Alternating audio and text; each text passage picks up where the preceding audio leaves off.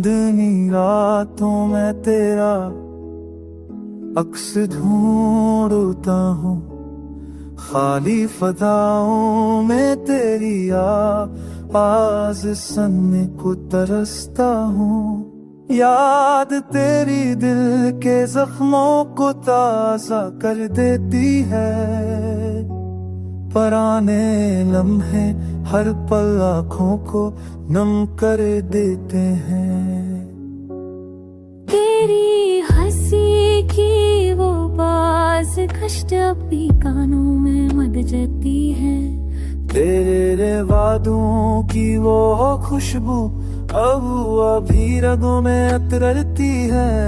मगर हकीकत की सच्चाई बड़ी रहम निकली, मेरे ख्वाबों की दुनिया पल में जल गई।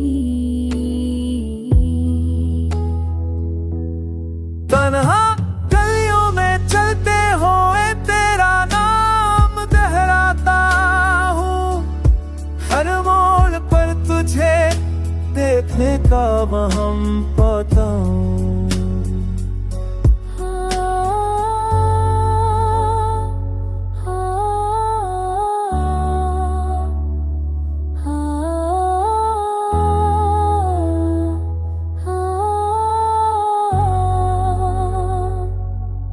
मेरे दिल की दीवारें खाली, मेरे लफ्ज़ अधूरे हैं, तेरी जुदाई ने मुझसे जीने के सब सूर तोड़े हैं।